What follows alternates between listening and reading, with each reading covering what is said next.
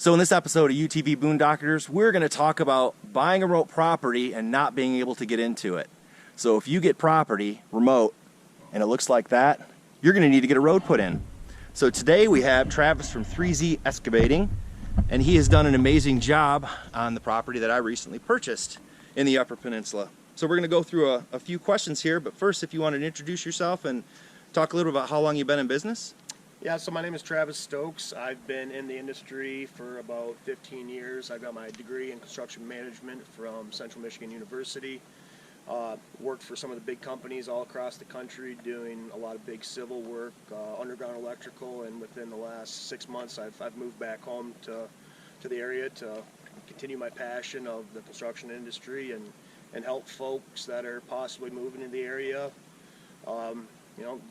use the property that they've recently invested in. I think there's a lot of great things going on up here in the Upper Peninsula these days, and I want to share my passion and knowledge for the industry in the area and help folks live the way us Upers like to live.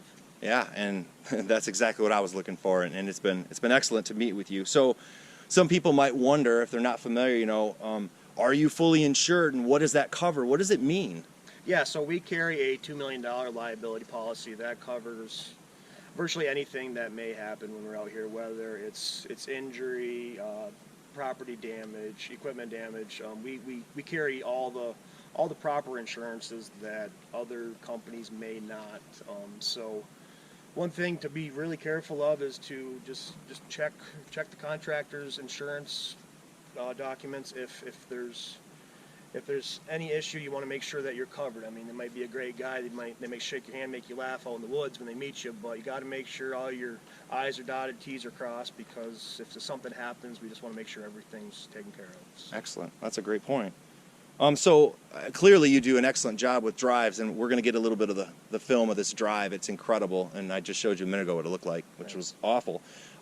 So what other services do you do outside of cutting in roads and rural properties? Yeah, so aside from road building, I've grown up in the construction industry, from residential building, commercial building, remodeling. I've done a lot of sawmill work, and then my partner as well, he's 5th generation. He comes from a logging family up here. So if you buy a property that needs to be timbered, you're the guys to call. If you need a road put in, you guys to call. We've got a good team of contractors in the area as well, where if you need any sort of construction as far as cabins, garages, you name it. We've been doing a lot of pole barn pads, so coming in, bringing in sand. We've got concrete contractors, you name it. We're trying to be a one-stop shop where people can come to us and trust that they're going to get the job well done. That's awesome. So right now we're in the eastern UP, northeastern actually. So that's great if you're in this area, but what all areas do you cover? Are you all the way from like Paradise in the northeast side to what? I mean, what are those areas? Yeah, so I was born and raised in Newberry. My partner was born and raised in the Germfast, Manistee areas. So we service basically from the Garden Peninsula up through Thompson, Manistee, Germfast, Blaney, Curtis, Gould City, Engadine, Newberry, Paradise, Grand Marais, Munising. So wow. Basically Munising, Manistee, east to Paradise, Newberry, Raco area-ish. Wow. But we're flexible. I mean, we love what we do, and we'll travel to help the people in need. Well, that's good. So, I mean, the summer is gorgeous here. I know the winters are savage. It's like 8 foot of snow in this area. So is your work seasonal? What do you guys do? Just certain things in the summer versus winter? So summertime, it's your drier season, so it allows us to build roads like this. So I mean, working with you, we've been really playing the weather. It's been a factor whether or not we can get out here. So summertime, without a doubt, that's the time to build roads, to dig basements, because you're not fighting the water. Now, if we were to timber this property, this is a great property to cut in the winter, actually, because this area has a ton of water, and in the wintertime, this will freeze up and allow us to access the property easier with our equipment, and then therefore also less damage to the property if we're not sinking and creating ruts. We can really manage the property better in the winter when everything freezes up to timber it. Excellent. So pretty much logging in the winter, and then hopefully some fun, so you don't have to work all the time. Yep, snowmobiling in the winter a little bit. Outstanding. Okay, so specifically to ingress roads like this. So let's say somebody wants to get this done. What are some of the techniques that you would use to make this happen? So the first thing you want to do before any equipment comes out is you want to know your property. I mean, there's a great road here that was initially here, but you want to walk your property and take the time and know it. You want to find what makes sense naturally to build that road, and you want to find the ridges. Like, for example, out here where there's a lot of marshy area, a lot of water, well, we utilize the sand ridges out here that are naturally here, and we were able to use that sand ridge as a kind of a navigational point to get to our destination in the back of the property. So to save cost and just have a better product, you want to try to naturally use what Mother Nature's given us out here as far as that ridge, and just try to follow that ridge. There's going to be low spots where then you have to bring some fill in and do that, but you want to try to utilize the natural topography of the property. So that you had a technique I remember you mentioned where some trees could be used to fill it. What was that called, and why would you use that? So that's an old technique that's been used for hundreds of years. It's called corduroying. So essentially the process is you follow the tree, and then you cut it into sections. For example, over here we cut them into 12 to 15 foot sections, and we put the logs down, the brush down, we put all that stuff down, and then that basically creates a mat that you can put the material on top. So that's called corduroying. It's like a lot of, in road building these days, they use geotextile fabrics. Well, it's the same principle. It's just utilizing the resources around you rather than putting down that road fabric. That's fine. And then, so there's sand on top, and then this, I think you said, was some clay and stone and so on to firm it up? Yeah, so on the bottom here, we used the native sand from the property, and then on the top, it was a pit run mix. So there's a mixture of 10 to 12-inch stones mixed. And this is all native material.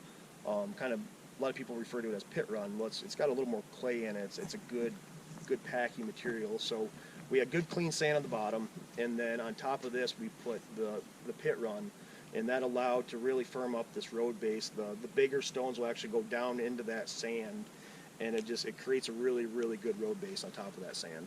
Awesome. Well, very good. So let's see, what else do we have? The equipment. I know you have some really awesome equipment. What kind of stuff did you have to acquire to do a job like this? Yep, so here, I guess we'll kind of go from the beginning, is we had the chainsaws. Took a decent sized chainsaw to fall the timber, so we fell the timber, got that down, and then we came in with a medium sized excavator. It's a 40,000 pound machine, and we used that excavator to move the trees around once they were falling, and then we were able to utilize the sand on the property, so we would dig that sand with the excavator, put it on the road base, and then I would follow behind with a large skid steer. You could also use a bulldozer, but we had a skid steer out here, and then I used that for the grading as the excavator would use the sand. And then after that, we'd bring our dump truck in. We got a quad axle dump truck that can carry 16 yards.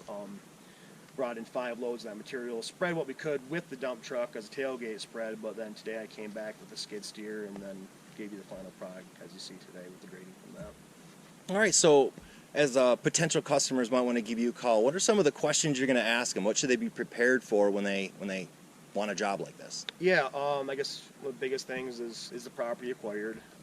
We've actually worked with customers who haven't acquired property, which I don't mind walking properties with customers, but the biggest thing is, do you own it?